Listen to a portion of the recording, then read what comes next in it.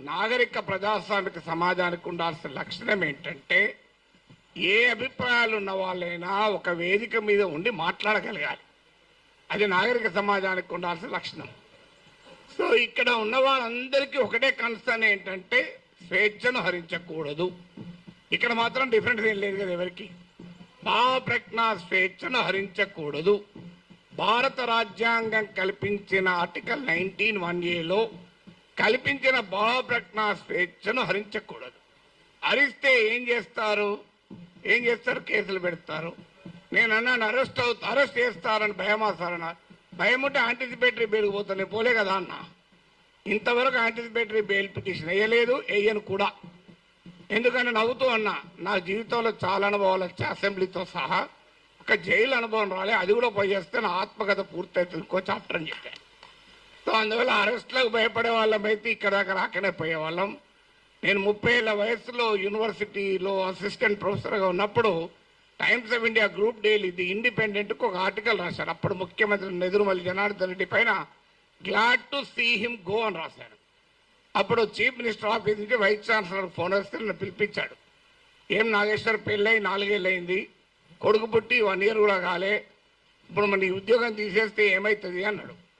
నేను తీసేయమన్నాడు సార్ మీ సీఎంను.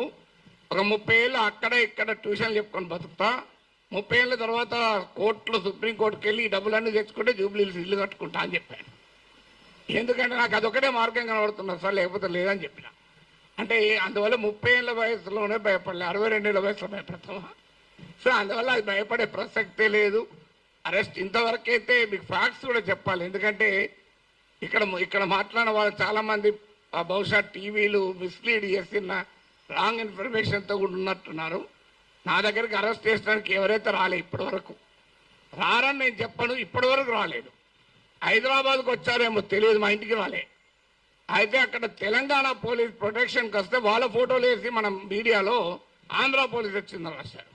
ఆ వీడియోలో ఉన్న వ్యక్తి మన టోలీచెక్ సిఐ. సో అలా కూడా వచ్చాయి వార్తలు.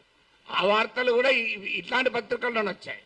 పోనీ వీళ్ళు ఇక్కడ మనకు అర్థం కావాల్సిందంటే, ఒకటి రాజ్యం ప్రభుత్వమే నేరుగా కేసులు పెట్టింది. ఏంటా కేసులు? కులచిచ్చు పెట్టానట. నేను నా మాటలో ఎక్కడ కులమన్న పదమే లేదు, కులచిచ్చు పెట్టాను. పవన్ కళ్యాణ్ మాటల్లో కూడా చెప్పాడు కులం. అసలు నేను ఎక్కడ కులం తీసానో నాకు ఇప్పటికీ అర్థం కాలే. ఇప్పుడు ఒక అంశం వచ్చినప్పుడు అనేక మంది భిన్నమైన అభిప్రాయాలు ఉన్నవారు ఆ అంశాన్ని వరకు సమర్థిస్తుంటారు.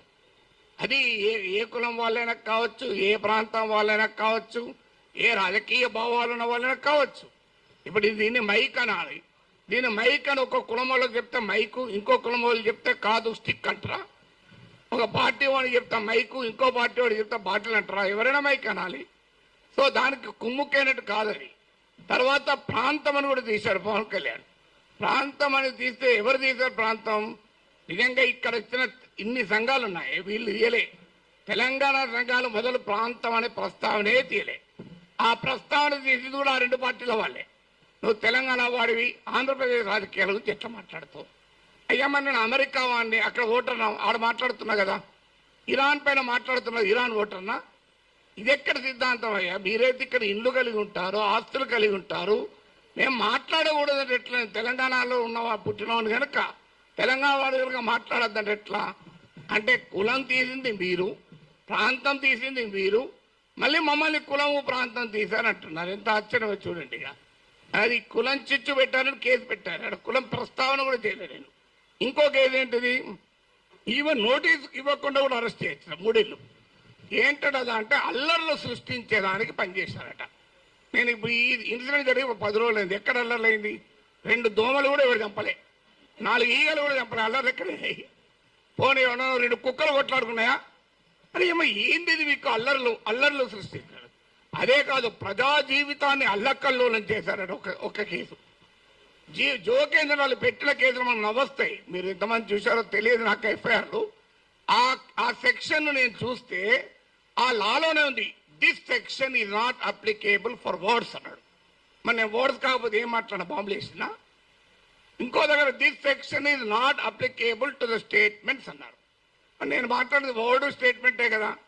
అంటే అప్లికేబుల్ కాదని చట్టంలో ఉన్న కేసు పెట్టారు. ఇక చూడండి, ఇక్కడ మనకు అర్థం కావాల్సింది అంటే చాలా మంది మిత్రులు మాట్లాడారు. నేను మాట్లాడిన అంశం అసలు ఇష్యూనే కాదు, అది ఇష్యూనే కాదు.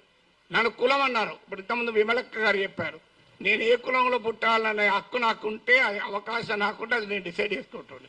ఎక్కడో చూడ పుట్టిన తర్వాత ఎక్కడున్నాం అనేది పాయింట్ కదా.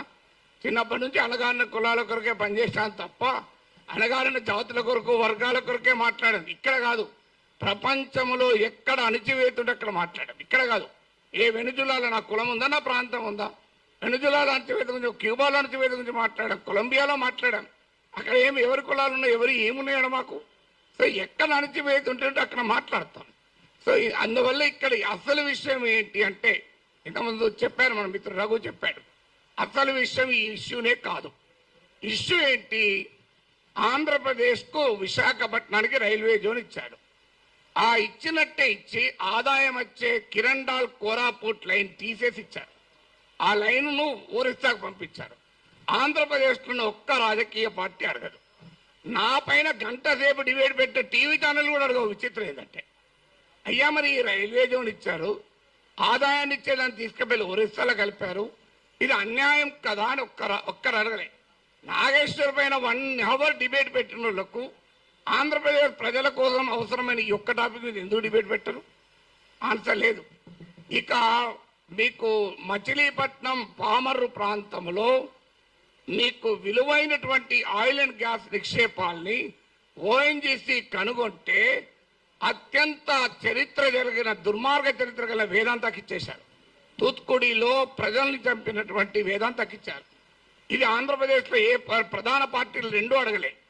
ఇక్కడ నా మీద డిబేట్ పెట్టిన టీవీ వాళ్ళు అడగలే. విచిత్రం ఏంటంటే, కానీ నేను అడిగాను, అది కోపం ఏంటంటే ఇలాంటి ఉదాహరణ 100 చెప్పగలుగుతాను. అందువల్ల పబ్లిక్గా క్వశ్చన్ చేయకూడదు. అందువల్ల ఒక్కసారి బెదిరిస్తే దాన్ని డాక్ట్రైన్ ఆఫ్ చిల్లింగ్ ఎఫెక్ట్ అంటారు. అంటే బెదిరిస్తే వీడు నోరు విప్పడని. కానీ గుర్తుపెట్టుకోవాలి, ఎంత బెదిరిస్తే అంత బిగ్గరగా అడుగుతాం, పని కట్టుకొని అడుగుతాం. అదే నేను అన్నది. అదే అని యుద్ధం మీరు మొదలు పెట్టారు, నేను ముగిస్తాను అన్నాడు. మళ్ళీ దాన్ని పెట్టుకొని యుద్ధం చేస్తావట అంటారు. అయ్యా నేను ఏమన్నా అందులో క్లియర్గా నా ప్రజా సమస్యల పైన అన్నా. అంటే ఇప్పుడు ఇంకా దానిపైన కేసు పెట్టలేదు. బహుశా ఎఫ్ఐఆర్ ఛార్జ్ షీట్లు ఆడి చేస్తారో తెలియదు. కానీ ఒక్కడు మాత్రం మళ్ళీ చెప్తున్నాను, మీరు అరెస్ట్ చేసుకుంటారా, కేసులు విత్డ్రా చేస్తారా, చెయ్యరా, అది మీ ఇష్టం. మేము మాత్రం మాట్లాడుతూనే ఉంటాం. We will die but we will not give up our right to free speech అనేది మా మాట. చావనన్నా చేస్తాం కానీ మాట్లాడే హక్కుడు వదులుకోము. నీకే అణిచివేత వేసినా దానికి మేము సిద్ధం, సంతోషం. మీరు వస్తారంటే చెప్పండి, టైము ప్లేస్ కూడా చెప్పండి, ఆడికి వస్తా, కావాలంటే అరెస్ట్ చేసుకోండి. Thank you very much.